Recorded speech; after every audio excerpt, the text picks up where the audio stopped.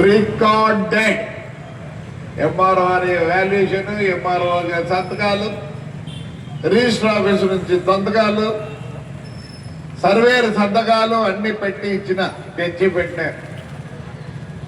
అయ్యే ఇంత అవస్థపడి తెచ్చినానే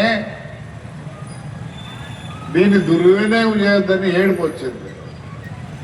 నాకే మున్సిపల్ ఆఫీస్ అవసరం లేదు, శనగద స్వామి అవసరం లేదు. ఎన్ని రోజులు ఇట్లా భూమి అనాకృతమైపోతాండలో నేను ధైర్యం ఎక్కువ నాకు. ఎందుకు తెలుసా? మీరందరూ ఉన్నారండి. నీకు ఎవరికే రైట్లో ఎవడు లేడో, లెఫ్ట్లో ఎవడు లేడో, చెన్నకేశ్వర స్వామి ఇచ్చిన, నాకు దేవుడిచ్చిన ఇది నా అమ్మడి వేలకున్నారు. అది నా పొగురు. మిమ్మల్ని చూసుకొని నేను పొగురుగా ఉన్నా. మీ ఇది లేకపోతే నేను ఇంత పొగురుగా ఉన్నాను. నేను ఈ యాడిగి విషయంలో ఏదైనా చేయాలనే సంకల్పంతో ఉన్నా చేస్తా. నా ఎమ్మడి ఎవరు రాకపోయినా పర్వాలేదు. కానీ ఈరోజు నేను పిలిస్తే ఎంతమంది వచ్చినారు? మర్యాదగా అయ్యా రండి, మన యాడికిని అభివృద్ధి చేసుకుందామంటే ఎంతమంది వచ్చినారు? ఏమనుకుంటున్నారు? మొదలు పెట్టినానంటే నాకు జనం ఉన్నారు. మొత్తం యాడికి జనం కదులుతారు. తప్పు. మర్యాద పూర్వకంగా నమస్కారాలు పెట్టి పిలిచిన రండి మీరు పెద్దలు. అవసరం లేదు మీకు, నో ప్రాబ్లం. నాకు యాడికి జనం ఉన్నారు, చూపిస్తా. మేము ఎవరు సొమ్ము లాక్కోవడం లేదు. సిగ్గులే ఈ పెద్ద మనుషులు ఎవరు? 1200 ఎకరాలుండే స్వామి ప్రతిసారి అడగ తినాల. అవసరం లేదు స్వామికి. రేపు నెల 15 లోపల మళ్ళీ మీటింగ్ పెడతాను.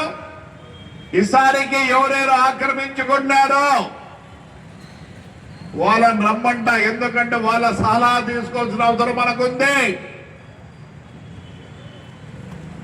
కొన్నిసార్ల ముందుకు వచ్చినారు మా ఊర్లో తాడిపత్రుల్లో. సార్ ఏం చేయాల? కూర్చో మాట్లాడతాం. ఎవరు శత్రువులు కాదు. ఈ ఊర్లో నాకు శత్రువులు లేరు, లక్ష్మీనారాయణ స్వామికి శత్రువులు లేరు. వాడి కష్టం వస్తే కూడా స్వామిని ముక్కుంటాడు వచ్చి. ఈ పొద్దు స్వామి కష్టం వచ్చింది కానీ నేను మీ కాళ్ళు పట్టుకుంటా. తమాషా చేయొద్దండి. ఇప్పుడే ఒక ప్రొక్లైన్ పెట్టి వచ్చిన బంగపోయిన సంవత్సరం నుంచి బంగపోతానా చూస్తారా? ఏమి కరెక్ట్గా ఉంటేనే చేస్తా. నా సొంత ఆస్తి అయినా కానీ నేను కేర్ చేయను. ఈరోజు నా బంధువులది పొద్దున్న 5:30కే వచ్చినారు బంధువులందరూ. ఎట్లా చేస్తావు నువ్వు అని. మీరందరూ నాకు దూరమైనా పర్వాలేదు. ఊరి కోసం నేను ఎంత దూరమన్నా పోతా. నా భార్య ఎంత లోపలే నేను ఇంకా అంటే ఈరోజు నిన్నంతా చాలా తిరిగి వచ్చాను. 200 తిరిగి వచ్చాను. సాలైంది, అందుకే సాలైంది.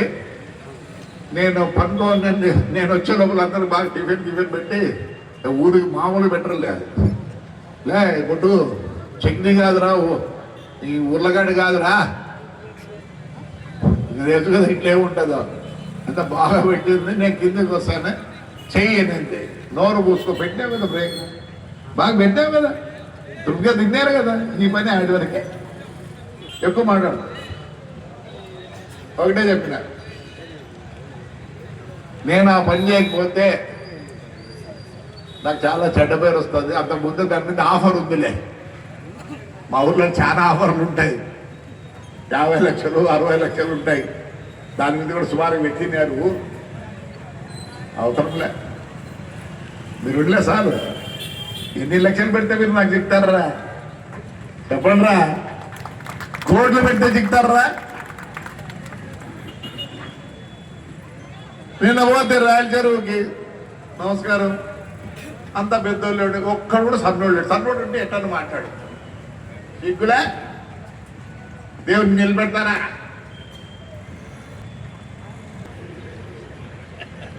ఎందుకంటే అది యాడికి గుండెకాయ, యాడికి మీరు ఏమైనా కోట్లకు పోతారేమో పోండి, నేనేం వద్దన్ను.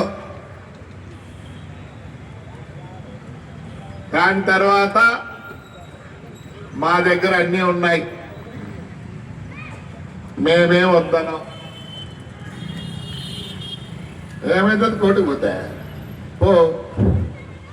నేను ఒక్కనే కదా జైలు పోయేది,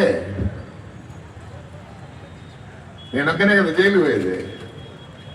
ఏం చేయకనే జైలు పోయినా. రేపు శ్రీరామనవమే ఎవరు జైలు వెళ్ళే స్వామి పథకం చేపించా. అది ఏదో అట్లనే అనుకుంటారు సన్నగా. రామదాస్ అంటున్నాడు కాదు, గుడ్డపా నా కొడుకు పోలే, నా కొడుకు ప్రభాకర్ రెడ్డి నా కొడుకు దొంగ నా కొడుకు అంటారులే అనుకునే పర్వాలేదు. నేను నా కోరిక నేను చచ్చిపోతే నన్ను అడిగినాడు రామోజీ, ఆయన ఏమేండు రాధాకృష్ణ, ఏది ఎప్పుడు కొట్లాడి ఎప్పుడు ఫైట్ చేస్తాడు అన్నాడు. ఏది కోరిక అంటే, సార్ నాకు సరిపోయినాడు కూడా చచ్చిపోయిన తర్వాత ఉండపా నా కొడుకు లంజా కొడుకు ఉండేవాడిని అమ్మ, ప్రభాకర్డి నా కొడుకు ఎట్లా నా కొడుకప్ప వాడిని అమ్మ ఆడప్ప ఆడాల. ఎట్టుంది నా కోరిక? సరిపోయినాడు కూడా ఏమన్నా తిడుతూ మెచ్చుకోవాలనే కోరిక నాకు ఉంది. నాకేం తొందర ఏం లేదు. మళ్ళీ క్షమాపణ చెప్పుకుంటున్నాను. మీరు ఎందుకు రాలేదో నాకు తెలియదు. మీ యొక్క సజెషన్స్ తీసుకొని దీన్ని ఒక గాడిలో పెడదామనే ఉద్దేశంతో నేను